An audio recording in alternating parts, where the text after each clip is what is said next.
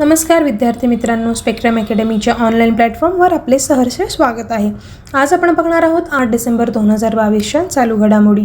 चला तर सुरुवात करूया आजच्या पहिल्या घडामोडीला। ढाका येथे मैत्री दिवसचा 51वा वर्धापन दिन साजरा करण्यात आला। ढाका येथील भारतीय उच्चायुक्तालयाने आयोजित केलेल्या कार्यक्रमात मुक्तीसंग्राम सेनानी, संसद सदस्य, नागरी समाजातील सदस्य, मीडिया, मान्यवर आणि इतर प्रमुख लोक सहभागी झाले होते। यावेळी बांगलादेशचे मुक्तियुद्ध व्यवहार मंत्री AKAM मोझम्मेल हक हे प्रमुख पाहुणे होते। वळूया पुढील घडामोडीकडे। USने आपल्या नवीन अणु स्टील्थ बॉम्बरचे अनावरण केले आहे। युनायटेड स्टेट्सने आपल्या नवीनतम हायटेक स्ट्रॅटेजिक बॉम्बरचे अनावरण केले आहे। B-21 रायडर, जे आण्विक पेलोड वाहून नेण्यास सक्षम आहे आणि जहाजावरील क्रूशिवाय उड्डाण केले जाऊ शकते। पुढील बातमी आहे, रिझर्व्ह बँकेच्या चलनविषयक धोरण समितीने रेपो दर 35 बेसिस पॉइंट्स BPS ने वाढवून 6.25% केला आहे। रिझर्व्ह बँक ऑफ इंडियाचे RBI गव्हर्नर शक्तिकांत दास यांच्या अध्यक्षतेखाली 6 सदस्यीय चलनविषयक धोरण समिती MPC यांनी हा निर्णय जाहीर केला आहे। या वर्षी सलग 5व्या वाढीमध्ये RBIच्या चलनविषयक धोरण समितीने रेपो दर 35 बेस पॉइंट्स तत्काळ प्रभावाने 6.25% पर्यंत वाढवलेला आहे, ज्यामुळे कर्जे महाग झाली आहेत। पॉलिसी रेट आता ऑगस्ट 2018 पासून सर्वोच्च पातळीवर आहे। पुढील घडामोड आहे, भारत मध्य आशियाई देशांच्या NSASच्या कॉन्क्लेव्हचे आयोजन करत आहे।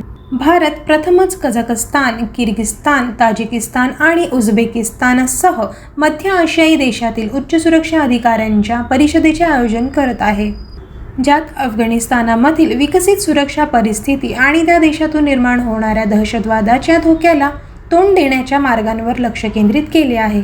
बघूया पुढील घडामोड। जागतिक क्रमवारीत 3ऱ्या क्रमांकावर असलेल्या सुकांत कदमने नुकत्याच पार पडलेल्या पेरू पॅरा बॅडमिंटन आंतरराष्ट्रीय स्पर्धेत सुवर्णपदक पटकावलेले आहे।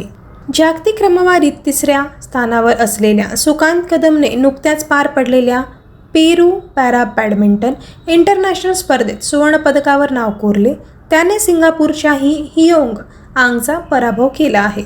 फायनलमध्ये गो या शब्दापासून सुकांतने आपले वर्चस्व कायम राखले। त्याने हियोंग आंगचा सरळ स्टेटमध्ये 21-14 आणि 21-15 असा पराभव केला। बघूया पुढील बातमी। HAL आणि BEL यांचा टॉप 100 संरक्षण कंपन्यांच्या यादीत समावेश झालेला आहे। हिंदुस्तान एरोनॉटिक्स लिमिटेड HAL आणि भारत इलेक्ट्रॉनिक्स लिमिटेड BEL या 2 भारतीय संरक्षण सार्वजनिक क्षेत्रातील उपक्रमांनी शस्त्रांमधील त्यांच्या मागील क्रमवारीत सुधारणा केल्यामुळे स्वदेशी संरक्षण उत्पादनात सरकारच्या मेक इन इंडिया पुशचे सकारात्मक परिणाम दिसून येत आहेत।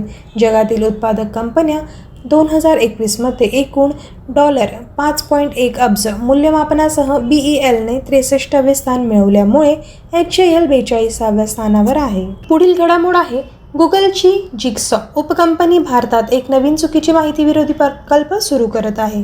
गुगलची जिगसॉ उपकंपनी भारतात एक नवीन चुकीची माहिती विरोधी प्रकल्प सुरू करत आहे, ज्याचा उद्देश हिंसा भडकवल्याचा आरोप असलेली दिशाभूल करणारी माहिती रोखण्यासाठी आहे।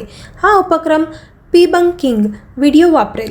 खोटे दावे व्यापक होण्यापूर्वी त्यांचा प्रतिकार करण्यासाठी डिझाईन केलेले कंपनीच्या YouTube प्लॅटफॉर्मवर आणि इतर सोशल मीडिया साईटवर प्रसारित केले जातील।